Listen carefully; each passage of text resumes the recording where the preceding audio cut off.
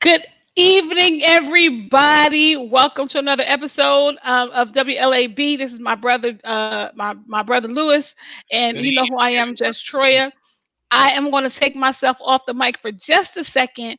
We're having difficulty getting our guest in, but my brother will be here. He'll tell you all about our special guest, and I'm going to come out for just 1 second, and then we'll be back.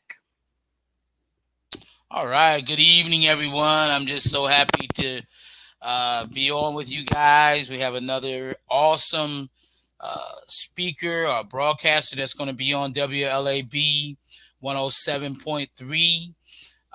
Dr. Leroy Hopkins. And like my sister said, we're just having a couple of technical difficulties, but they're going to be resolved shortly here, and we're going to get started. So just be patient, and I thank you guys who are coming in, and we greatly appreciate your attendance. Again, we're going to have our guest. Our guest tonight is going to be Dr. Leroy Hopkins. He's from Lancaster, Pennsylvania. He's a native of Lancaster, graduated from McCaskey in 61. Uh, he's definitely an awesome man of God, and we're going to be talking to him shortly on this show, and this just to get to know him and what he's going to be talking about on the broadcast. So thank you guys. And while we're waiting, if you want to take the minute and download the app, download WLAB 107.3 The Rev app. You can download it on your phones or your technology, www.wlab107.com, and you will see the radio app that you can download it on your Android device or your iPhone device. And the app is the best because you can access everything from that. You can access the broadcast, the radio station, has awesome music that plays 24 hours. You can access the website from there. There's a prayer line on there, and definitely the podcast on there. There's a lot of different things on there that you can access from the app. That way, you have everything, not just the website, not just music, you have everything to choose from. So again, if you just go to www.WLAB107.com, you can download you can download the app. Okay. Hope everybody's doing well. In the midst of, everybody's doing well. If you're here today, God has given you another day. That's a blessing. That's an awesome blessing that He's given you another day to praise and worship Him. So, if anything tonight, guys, we should be thankful for that, and not lose any valuable time, so to speak, in spreading His word, getting His word out there, and talking, to whoever you can about God, about Jesus, about the Word of God. So again, we're having a little technical difficulties getting Dr. Leroy Hopkins on.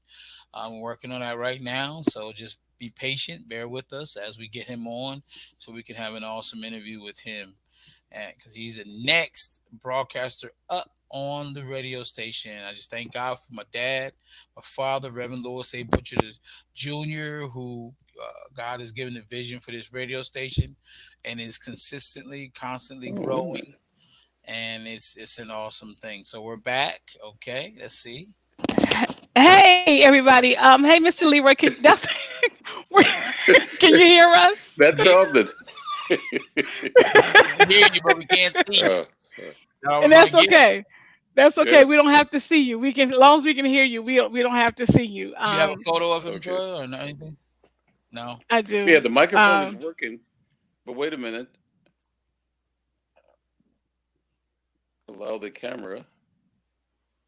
And now you There see There you you him. are. sideways. He's there. All right. Turn your phone to the other side because You you're see my sideways. almost bald head. Can you turn your phone around a little bit to you straight up and down? You're on the side. Just turn your phone. You're sideways.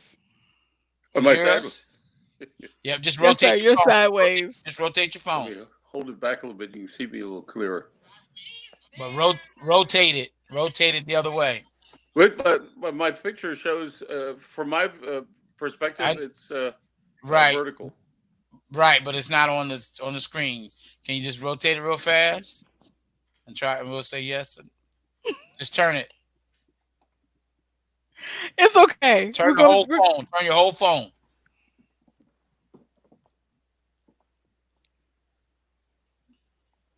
Okay. All right. Well, you know what? We're gonna keep on moving. Yeah, keep it As moving. long as you Okay. can hear us, you're here. We're good.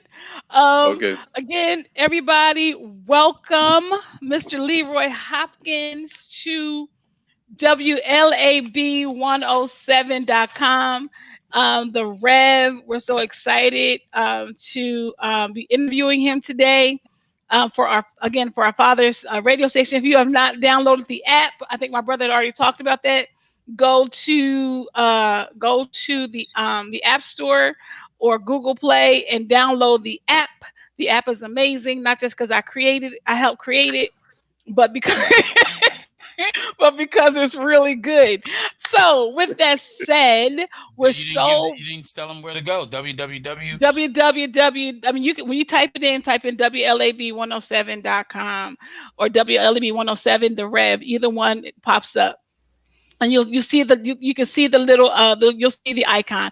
But anyway, tonight, like my brother was saying, I thank him for helping us while we are trying to get in. We are introducing Mr. Leroy Hopkins. Yes, awesome. Welcome, welcome, welcome, Welcome. welcome. Thank you. He Thank like you. he is are you a Lancaster native, Mr. Hopkins? Oh, Hmm. yes. Yes. And I've known your father since he was, let me see, 8 years old and I was 9. That's a long Wow. time. Back 70 Wow. years ago. Wow, that's a long time. And you are a staple. Remind me, did you go to F&M too? No, no, I went to Millersville, poor Oh, man's okay. university. Oh, that's Mr. Sidney Burgett. Mr. Sidney Burgett went to F&M, right? He was the second graduate. The first was Sumner Boohey. Sumner's mother was Mrs. I knew her as Mrs. Payne. She was the director of the Christmas Attics from 1929 to 1959, and Sumner graduated in 1950. Fred Reed also graduated from Franklin Marshall, and Fred went on to be the first black teacher in the school district of Lancaster. Wow. You see, and this man is a plethora of information. He has a cornucopia. I mean, he's just an amazing, amazing, amazing staple in our community, and we're so very excited to have him on. So we are going to let you do your thing and let everybody know who you are. And what is Sankofa?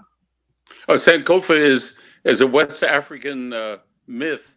It's in Greek mythology, or actually Roman mythology. The god Janus, for whom January is mentioned, is depicted as a two-headed person who's looking backward and also forward at the same time. That's why January is the first month of the year.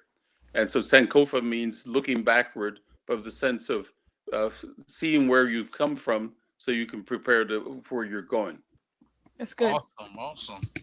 And January is an amazing month. January is amazing. That It is can be like also very cold. and that's okay. But you know what? The cold on the outside means you have a warm heart. January Mhm. is amazing, especially the 9th of January. It's just like it's an It's her- amazing, amazing day. Did I say it? It's her That's birthday. your birthday? Yeah.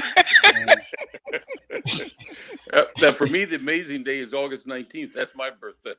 Oh, gotcha. But January, I'm saying you look forward, and people are looking back to move. Looking back from this in December to looking forward now through the rest of the year. January is right there. It's amazing. I like that. So I'm gonna have to keep that. So tell us. So with that, so tell us about yourself. And I know my brother is probably wanting to chomping at the bit to ask some more questions as well. But for the people who don't know you, tell us about you and how you got to. Because did you become a were you a professor as well? Because you're Doctor Yeah, Leroy I Hopkins. retired. I taught at Millersville. I was born on North Street. My parents or my mother lived at 419 North Street. That's where I was born, but I grew up at 532 North Street. And my mother, my grandparents were members of Bethel AME Church. And when I was about 12 and a half, February of 1955, we moved to Church Street, 531 Church Street, and I lived there from 1955 to 2017. I Wow. went to I went through the city schools. Your dad went to Higbee. I went to Rygert, and then Washington, and then on to Han. And your father and I graduated from McCaskey in 1961. He went to Franklin Marshall, and my mother worked for a local doctor named Walter Blankenship, who was a trustee at Millersville. And so I got an interview with the missions officer at Millersville, and I started classes there in September of 1961. I started out. I wanted to be I wanted to be a sociology major, but they didn't have that as a major then. So I said, well, let me take history because I had won the prize in eighth grade for excellence in American history from the DAR, the Daughters of the American Revolution. And they said, well, you have to have a minor. Well, I had taken German for 3 years in high school. And I said, well, I'll take German as a minor. So I was a history major, German minor. I found out I hated the history program the way it was taught then. And so I switched to a German major, took a Russian minor, and then eventually took a double major in German and Russian. But the turning point for me was 1963 to 64, my junior year I spent in Germany in a town called Mm. Marburg an der Lahn. And there were 19 of us at the Philipps-Universität, as it was called, or as it's still called. And after that experience, I spent 10 days living with a German family. It was called the Experiment in International Living. And I really got a chance to hone my speaking skills. I understood everything, but producing language was tough. And that decided me that I wanted to do something with German. And I came back, finished my Russian major, spent an extra year. I graduated in '66, and I applied to three graduate schools: Middlebury College, Yale University, and Harvard University. I was accepted at Middlebury and at Harvard, and it was actually the second time I was accepted at Middlebury. But when Harvard said yes, I said, "Well, I have to go to Harvard," I and know that's right. and it was a little different then. It was a big step up from Millersville, price wise. My last year at Millersville, it was something like, I think it was $150 a semester tuition. And at What? Harvard, yeah, well, when I started, it was 75. You may know the name Dr. Edward Copper. Dr. Copper was our family physician, as he was the family physician of just about every person who was black in Lancaster County, Chester County, and York County. And I used to go into his office, even when I wasn't sick, to sit down and talk to him. And he paid for my first semester at Millersville. He Wow. paid the tuition and bought me a sweater because I had no money, and the whole thing cost $100. Wow. $25 Wow. for the sweater, $75 for tuition. At You can't Harvard, even get a book for $100. yeah, things have changed. Well, you have to remember when I started college, the minimum wage was raised to $1. Mm. And my first job was at the Brunswick Hotel in the summer of '61. I was a busboy carrying dirty dishes and clean dishes, and I was paid 90 cents an hour, and my take home pay was $40. So you can figure out how many hours I put in. But at Harvard, it was tuition, room, and board. The first year was $2,100. Mm. And my second year, I became a teaching fellow, which meant that I paid half tuition, but I got paid $3,200. And so uh, I I didn't want to be a teacher. That's one of the reasons at Millersville, when I started, they only had an educational degree. And then in 1962, they started the humanities program. And I switched to humanities because I didn't want to be in the classroom. And then when I got to Harvard, I discovered you have to teach. And I can still remember my first day in the class.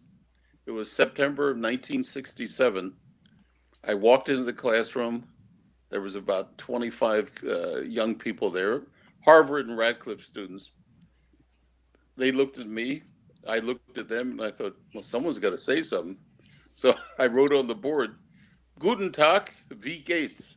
I had them repeat it, and then I realized, damn, I know more than they do. And ever since then, it's been easy in the classroom. I spent with some hiati from 67 to 69. I was the teaching fellow. 69, 70, I spent I got a traveling fellowship from the German government and worked on my dissertation. And that's when I met my ex-wife, who's German. She was studying medicine back in Marburg at the university. And I finished up, but my research was finished by 1970. I came back and taught for another year at Harvard and as a teaching fellow. And then I got a job at Northeastern University in Boston. And the pay was not great. I was able to negotiate a better pay. They had offered 6,000. I wanted 10,000, so we settled on 8,000, which doesn't seem like a lot. But you have to remember, I was what they called ABD, all but dissertation. A friend of mine, a woman, had her dissertation completed. She had her doctorate, and she got a job at Smith's College for $6,000 because she was a woman. Wow. Wow. Well, what happened was the enrollment sagged, and so at the end of that year, it was we taught on the trimesters. There were three sections to each academic year, and so the end of the third trimester, they said, "Well, we're going to have to reduce your salary by 25%." I said, "No, you're not." So I left, moved to Germany, was unemployed for a year. I lived with my fiance. We were engaged by then. And I got a job with in the town where my in-laws, future in-laws lived, a town called Siegen in Westphalia. And I taught in the Sprachenschule Siegerland. I taught English to German students. And pay was miserable. And so I still had some money left so I could come home. Because I knew in Lancaster I would not be unemployed. Because I knew I'd do anything to get by. Right. And I went to visit my fiance in Marburg to say goodbye. And we were listening to radio, and every GI listens to AFN, Armed Forces Network. And I heard an announcement. The education center at Drake Edwards Concerned in Frankfurt is looking for a German teacher. And I told my fiance, her name is Ula or Ursula. I said, that's my job. And I went, applied, got the job. And I had some adventures that first year. The first year that I was in Frankfurt, I had three jobs. I taught English to Germans in the morning. Afternoon, when there was work, I taught German to GIs. And then three times a week, I taught in the evening, the adult education program. It's called the Volkshochschule, which really means the People's High School. Well, I did that for a year, and it's strange. You're talking about coincidence. Maybe it wasn't coincidence. Maybe it was God's hand. But I had gone to see the person who's in charge of education in Frankfurt, and I told him I was looking for a job. He said, there are no openings. But he looked at my resume and started talking to me in Russian. And I was able to respond a little bit. And because of that conversation, he remembered me. And 4 or 5 months later, he called me and said, there's an opening. So I ended up teaching English at the Hedwig Heilschule. It was a vocational school.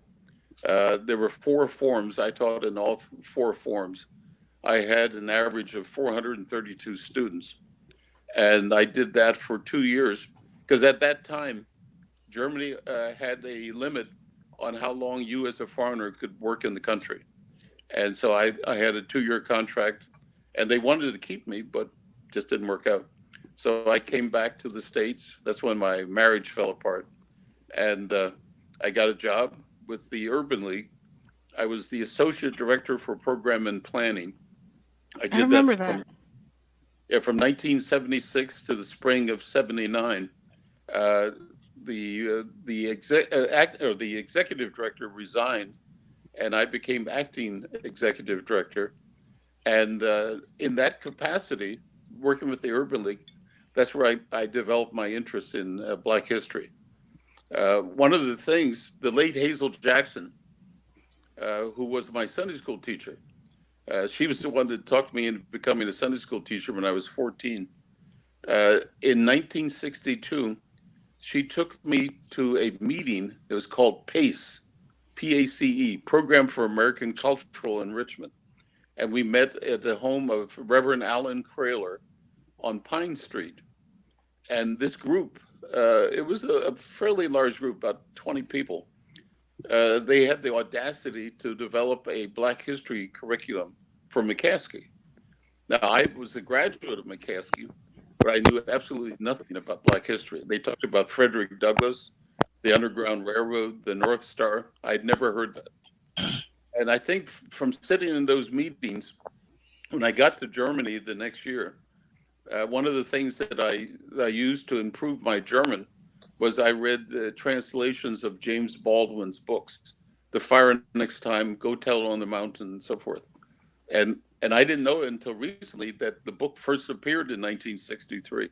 So I was one of the I read the very one of the early editions that came out in Germany. And Oh wow. so working with the Urban League, my job was to develop programs. And I thought, well, I'm from this community. I should know how to address the problems.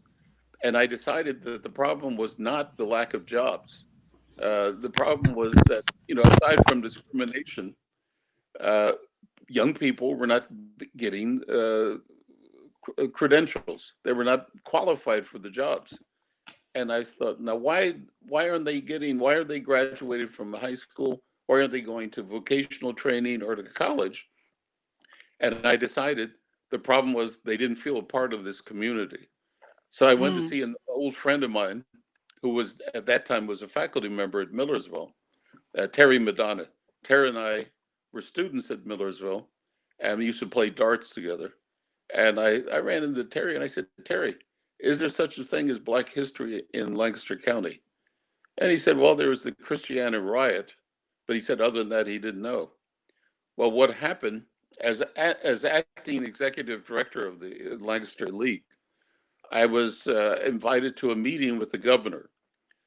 Governor Dick Thornburg had been the president of the Urban League board in Pittsburgh, and the exec from Pittsburgh ran the meeting. It was a half-hour meeting, and then at the end of the meeting, each of us, and these were the execs from Philadelphia, Lancaster, and Sharon. Those were the only Urban League affiliates in Pennsylvania then. Harrisburg one came later. And we were allowed one question. Well, my question was, this is 1979, and I realized in 1981 is the tricentennial, the 300th anniversary of Pennsylvania. What's going to be done in Black history? And the governor said, send me a memo. I sent him a memo, and I got appointed to the planning committee for the celebration of the 300th anniversary. And I was also put on the Black History Advisory Committee of the Pennsylvania Historical Museum Commission. And I served on that committee from 1979, I think, to 1996. And that's where Mm. my education in Black history began. Charles Blockson, Edna McKenzie, and others, some of the great uh, historians of Black history in Pennsylvania, Cyril Griffith also. And I was able to bring what the committee did was they organized Black history in Pennsylvania conferences.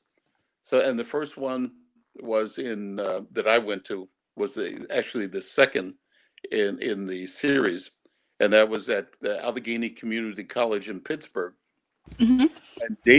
And David McBride, who was an associate historian at the state archives, had twisted my arm and got me to present a paper. And I said, "Well, I'm not a historian." And so I did a paper on, it's called "Through a Mirror Darkly: The Ideology of Black History in Lancaster County." And that was later published in an anthology. I think it was 1983 that David published. And of course, David McBride, you should know that name. His brother is James McBride, who wrote a series of books. One of them, the first one is The Color of Water, where he talks Yes, about his mother. yes, yes, And yes. I had the privilege of meeting their mother, and she was a force of nature, put it that way. I, I'm not sure of the exact number. I think she had 10 children, and everyone had at least a master's degree. So, and growing wow. up in Bedford-Stuyvesant in the slums of New York, unbelievable story. I think I Well, and then saw. I after that, think. I'm sorry. I was before you go. I think I want to say I had to read your. I think I read your the You said seeing through the think see what was it? Seeing darkly through the what was it? What was the title? oh, through a mirror darkly, the ideology of Black history in Lancaster County. But basically, what I did I was want I to say I read read all the that. Oh, I basically I read all of the county histories and pointed out where they didn't report anything about Black history, and that started me on my search. And also, as 1978, I got money from CETA, the Comprehensive Employment and Training Act. It was a federal program to improve manpower, and I got a grant. It was my Actually, I had to apply for it twice because the committee didn't think that it was feasible. But I hired high school students to work with college students to do a sort of a history of African Americans in Lancaster City, and they did oral histories and Hmm. archival research, newspapers, and I took them to the County Historical Society and also to the state archives where I met David McBride. And then That's what happened then? One summer evening, I was sitting in my office at the Urban League building, which is, mhm. of course, no longer there. No longer And there. yeah, it closed down, I guess, about 7 years ago. And my college, my German professor from college, who was also my advisor, stopped by and told me there's a job opening at Millersville. You need to apply. So I applied. I think I beat out 79 other people, and I got hired as Wow. an assistant professor in 1979 with the stipulation. I remember we went to the Fred Oppenheimer, who was chair of our department then, took me out for a beer at the dispensing company.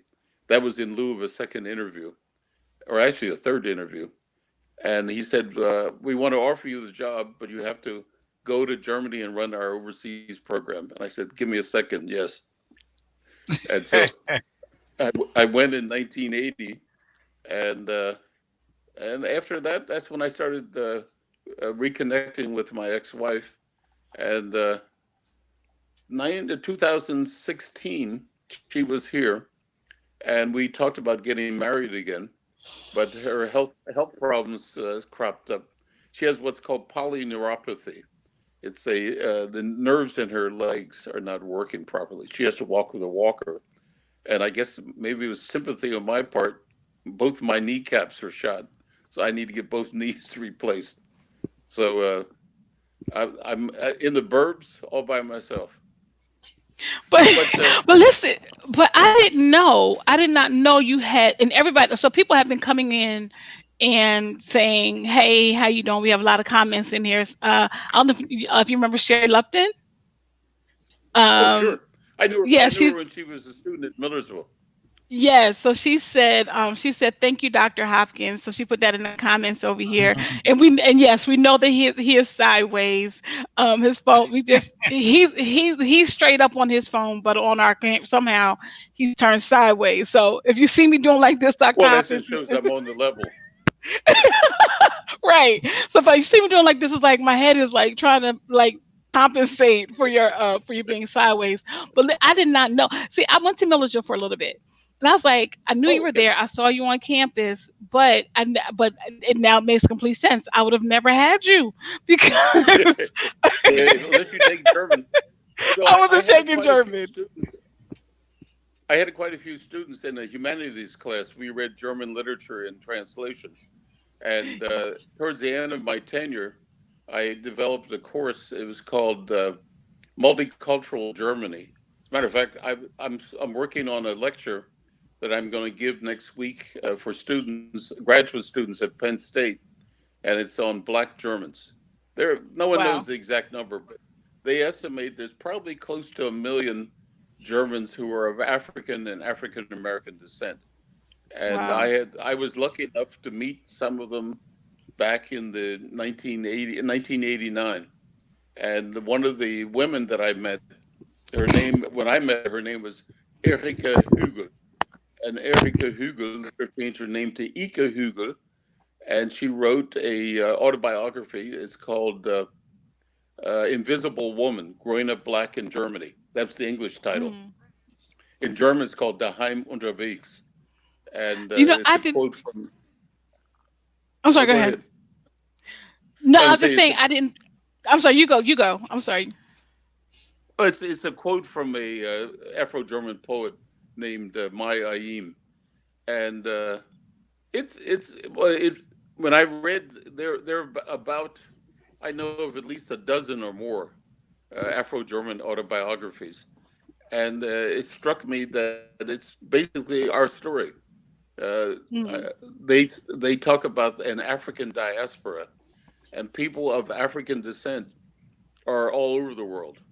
There are Afro Brits, there are Afro Danes, there are Afro Swedes, there are Afro Russians. I recently saw a TV show. I'm trying to think, what was the name of it?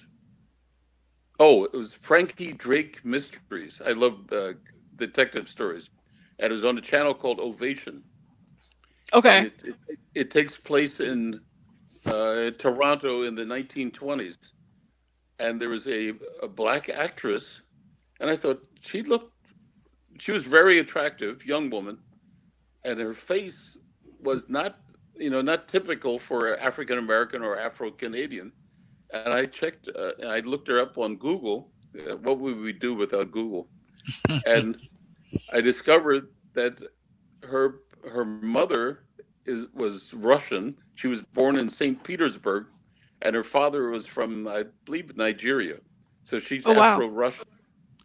And I Wow. met back in 1995. I was invited to the University of Maryland to be a moderator on a program dealing with African minorities in other countries. And I was in the section for Afro-German, Afro-Russians. And there were three girls there, young women, put it that way, who were studying at Georgetown University. And they were born in the Soviet Union. And they told me, they said that when they were in school, they made money by wearing wigs and traveling through the Soviet Union singing like the Supremes. And I thought, yeah, we's That's everywhere. hilarious. So look, we don't. I mean, I know, we want to be mindful of your time because our Oh yeah, dad, well our I'm dad. retired, so We're not there. Look, we're not there yet. But no, my dad, I know, he wanted us. He tries to make sure we keep it to a certain time, and we want to oh sure. respect, that. But listen, is the name of, we know that you're going to be on Sunday 7 p.m., Tuesdays at 5 p.m., and Fridays at 6 p.m. So is the name of the program Sankofa? Sankofa Is it, looking backwards to move forward. okay, And I'll awesome. be talking about local Black history. For example, the 15th Amendment, the 19th Amendment. This year is the anniversary. The 15th Amendment, which gave African American men the right to vote, was Okay, ratified in March of 1870. And the 19th Amendment, which gave women the right to vote, was ratified in August of 1920.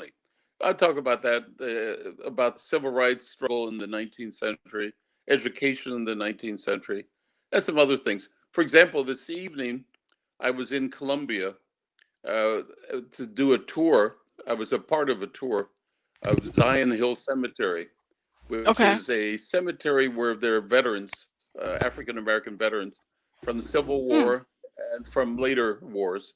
And it's in not very good repair. And our African American Historical Society wants to work with Colombians to see if we can do something about promoting Black history in Colombia. We Wow. developed, uh, we had at Bethel back in 1982, we created an African American Historical Society, which sort of lapsed. And then about 12 years ago, maybe longer, I don't think we kept records, which is a African American disease, not keeping records. We reintroduced it as the African American Historical Society of South Central Pennsylvania. Okay. And we do tours of downtown Lancaster, looking at there are 14 markers that we installed in downtown Lancaster dealing with Black history, everything from slavery to entrepreneurs. For example, did you know that at 30 South Queen Street, there was from 1906 about to 1929 a hotel only for Black people who came here, visitors. It was called the Oh, Elite Hotel. No, but Uh, what it I was it did was see, it was I I'm was going to sorry, say go ahead. it was only the second Black hotel. The first was called the Sumner House, and it was on Locust Street, and it was named after Charles Sumner, who was a senator and abolitionist.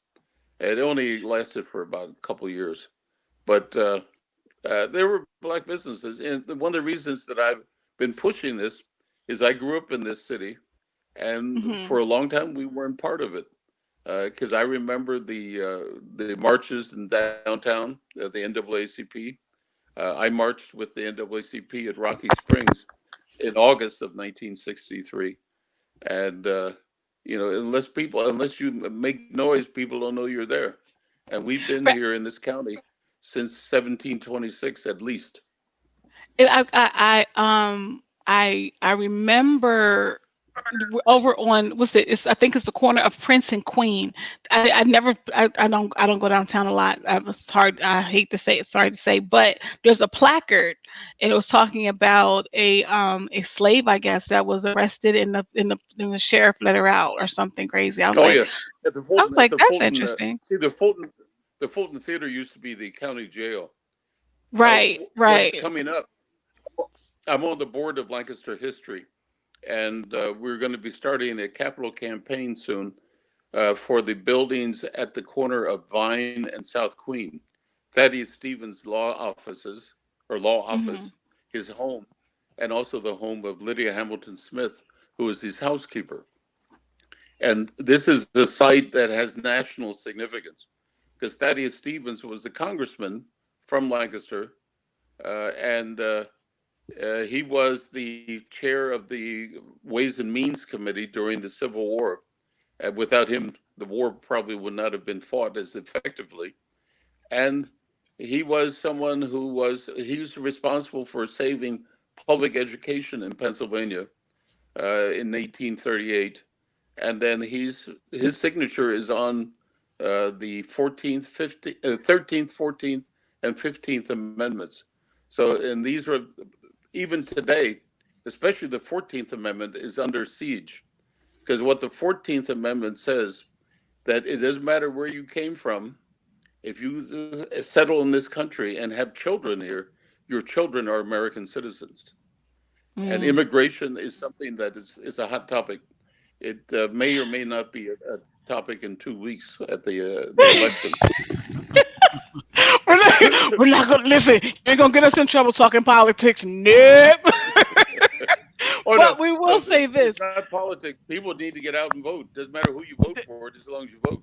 just as long as you vote, and there's early voting everywhere for the most part. Can Yeah, you surprisingly, please? 22 million people have voted already. That's never happened before.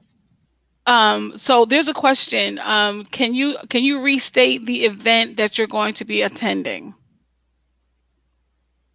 Is there the Wait a event you minute. were just talking about?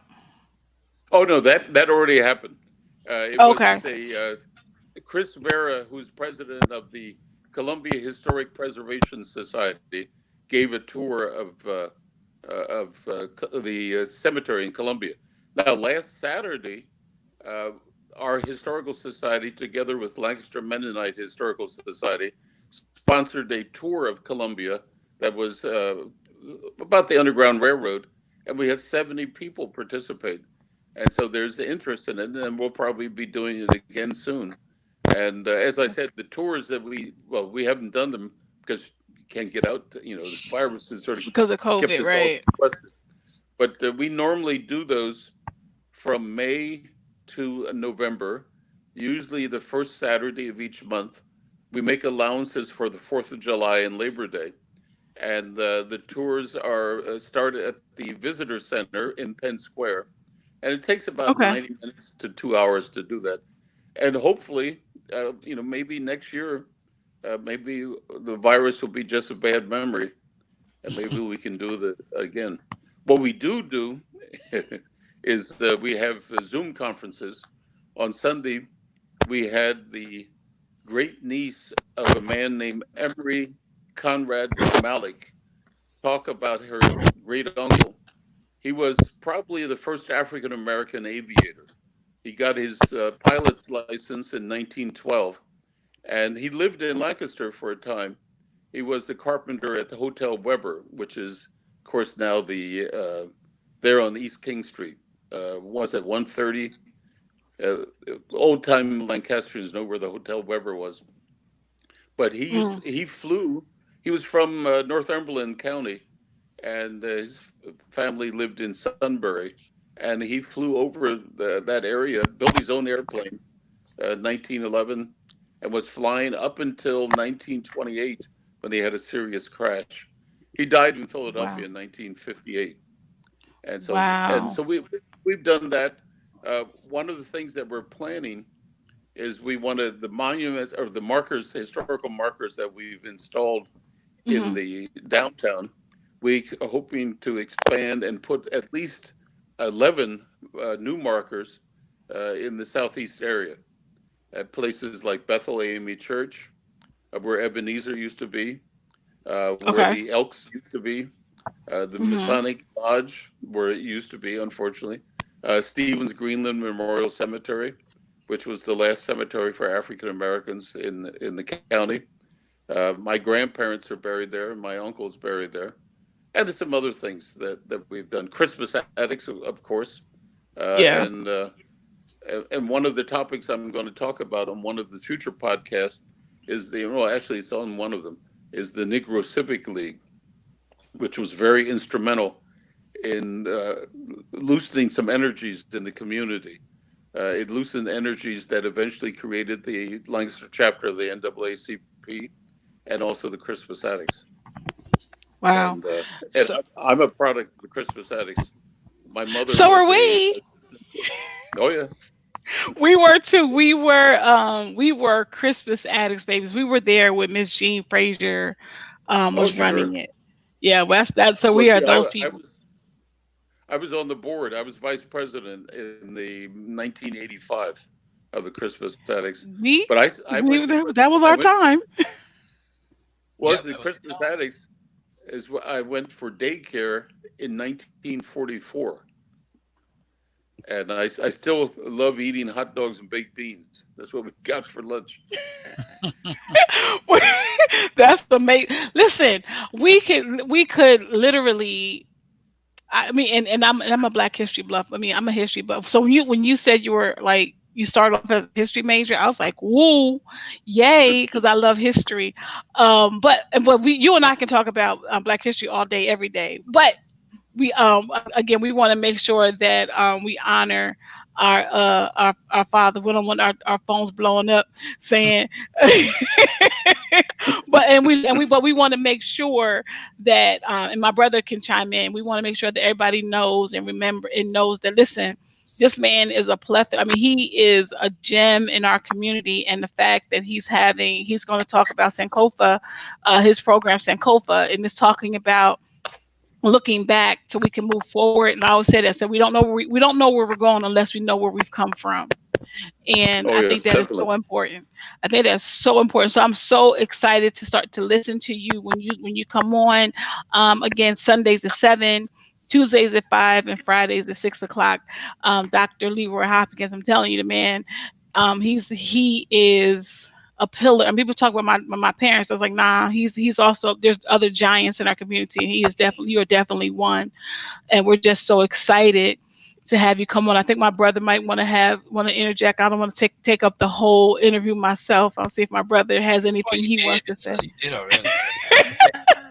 I personally don't have any questions. Just maybe just a comment that I got a lot out of from Dr. Hopkins. Just listening to all the things that he did in his life and he's doing now. It's just awesome to know that we have someone like him that represents Lancaster, where we represent. So it's very it's an awesome thing that we do have someone coming on to the broadcast, WLAB 107.3 The Rev, that has this kind of history and that's representing Black history, which is very important today. It's out there right now as far as what we're dealing with and what we're trying to accomplish, things that we're trying to accomplish, the things that we're trying to end and start new. And to have somebody with this, like Troy said, plethora of knowledge about a lot of things, especially Black history, is an honor. It's an honor to be able to be on here with him. Like I said, I don't have a lot of questions because basically he said a lot of things that whatever I had a question about, he answered already. So I'm just grateful to be able to be on this broadcast today with the It's famous an honor. Actually, it's an honor. Hopkins. It is an Well, I honor. enjoyed it. Um, Uh, just thank you so much, sir. Thank you so much. I'm Go sorry, ahead. you oh, agree? sure. You were Go gonna ahead. say something? No, I was just going to say, I like talking. That's why I came to Listen, listen. we do too. Save, We're listen. save the rest for the broadcast because I know that people are going to tune in just to hear the knowledge that you have, just to hear what you have Right. to say, And the experience, right. the experiences that you've been through, whether it's here in the States or overseas, all the things that you've done to make you the man you are today. And definitely wasn't possible without God. I mean, know you had God on your mind, and you had God wrapped around you, and everything. So definitely can't wait till you get on. When you get on, that we can listen to all the things that you have done, the great things that you have done. Can't wait. We're so Well, excited. thank But you. again, thank you so much, Dr. Hopkins. I was going to mess up. Dr. Hopkins, and I can't really. And again, I just really was excited. What stuck with me was January, um, and Sankofa, because you got to look back to go forward. Listen, again, we're so excited. Thank Was you so much. see Yes, sir. the Afro Germans are a little smarter than we are because Just a little bit. in Germany they have Black History Month, but it's in May. We have the shortest and coldest month. Yes, Germans are exactly. smarter. So let's change that. Let's change it. So, and with that said, we're so excited. I think next week we have another. There's some more folks that are coming in. That is going to be. And I'll put that flyer out as soon as I get the names of the people. And like I said, a lot of people are coming in, so we're really excited. And like Dr. Hopkins said, vote is coming up. Vote, Yeah, and we just we have again to we vote. just got to vote. It's we some our people have died to make sure that we could. Yeah. So with that said, Uh, we're going to end here, and we just again thank everybody for listening. We appreciate you. We can't wait for Dr. Hopkins to broadcast on WLAB 107 on Sundays at 7 p.m., Tuesdays at 5 p.m., Fridays at 6 p.m. Sankofa, looking back to move us forward. Thank you so much. And with that, we're going to end. Good night. good Good night. night. Good night. Thank you, Good night. sir. Take Thank you so care. much, sir. Thank you. Have a It's good been a evening. pleasure. It's been a pleasure. Yes, you too. Bye bye.